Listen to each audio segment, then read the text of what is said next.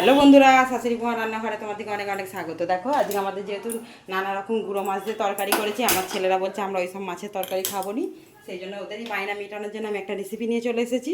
বানাবো দেখো egg chilli. Egg চিলিটা বানানোর জন্য আমি এখানে 4টে ডিম নিয়ে নিয়েছি। দুজন খাবে সেই জন্য 4টে ডিম নিয়েছি। তোমরা তোমাদের পরিমাণ মতো নিয়ে নেবে। ডিমগুলো নিয়ে দেখো আমি একটা জায়গায় ফেটে নেবো। আর বানানোর জন্য আমি এখানে নিয়ে নিয়েছি পেঁয়াজ কুচি, এই যে এইভাবে কেচে নিয়েছি।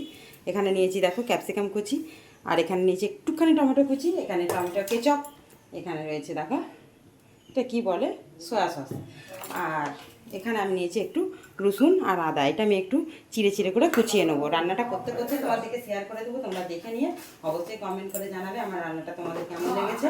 দেখো কড়াইতে প্রথমে আমি তেল দিয়ে দেবো, দিয়ে ডিমগুলোকে ভেজে নেবো। ডিমেতে দিয়ে দেবো একটু গোলমরিচের গুঁড়ো। গোলমরিচের গুঁড়ো দিলে খেতে ভালো লাগে, সেন্টটা সুন্দর হয়। আর দিয়ে দেবো নুন, আর কিছু দেওয়ার লাগবে না। ডিমটা ভালো করে ফেটে নেবো।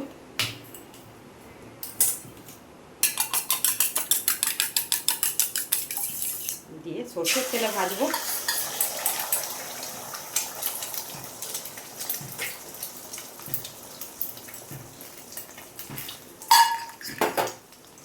ডিমটা আগে ঝুড়ো করে ভেজে নিই। দেখো ডিমটা খুব ঝুড়ো করবো না, একটু বড় বড় সাইজের ঝুড়ি করবো। এই যে হয়ে গেছে, একটু কড়া করে ভাজতে হবে, কেননা এটা আমার টমেটোর সঙ্গে আরে ভালো করে ফুটবে, সেই জন্য একটু কড়া করে ভেজে নেবো। ভেজে নিয়ে তাহলে দেখো কড়াতে আমি আবারও তেল দিয়েছি, দিয়ে দেবো পেঁয়াজ, ক্যাপসিকাম আর টমেটো কুচি। তোমরা একটা একটা করেও ভাজতে পারো, আমি সবগুলোই একসঙ্গে দিয়ে দিয়েছি যাতে ঝটপট রেসিপিটা আমার হয়ে যায়। ভালো করে ভেজে নিই, একটু নুন ছড়িয়ে দেবো, নুন ছড়িয়ে দিলে তাড়াতাড়ি ভাজা হয়ে যাবে। ভেজে নিয়ে তোমাদেরকে আবার শেয়ার করছি। দেখো ভাজাটাতে 4টে কাঁচা লঙ্কা কুচি দিয়ে দেবো, আর এখানে আমি নিয়ে নিয়েছি রসুন কুচি, আদা কুচি, ওটাও দিয়ে দেবো। দিয়ে ভালো করে ওর সঙ্গে নাড়তে থাকবো। ভাজা হয়ে গেলে আমি এদিকে একটা জায়গাতে টমেটো সস, সয়া সস গুলে নেবো। এখানে দেখো এখানে একটা বাটিতে আমি টমেটো সস আর সয়া সস গুলে নিয়েছি। এটা ভাজা ভাজা হয়ে গেলে আমি তবেই দেবো। গ্রেভিটা তৈরি হতে আমার এটা লাগবে। দেখো যে এটা গুলে রেখেছি টমেটো সসটা, সেটা দিয়ে দেবো। সামান্য একটু নুন দেবো, যেহেতু আমার নুন দিয়ে সবজিটা ভাজা আছে, ডিম ভাজা আছে, অল্প একটু নুন দেবো। আর অল্প একটু চিনি দিয়ে দেবো স্বাদটা ব্যালেন্স রাখার জন্য।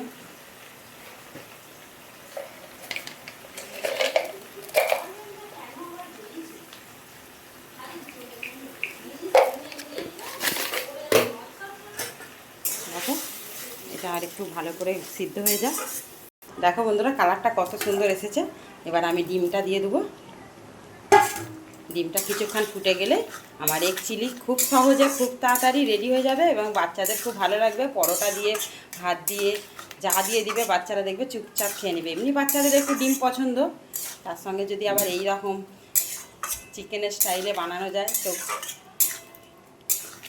চিলি চিকেনের স্টাইলে আমার এগ চিলি একদম রেডি হয়ে গেছে। একটু ফুটে গেলেই আমি নামিয়ে নেবো।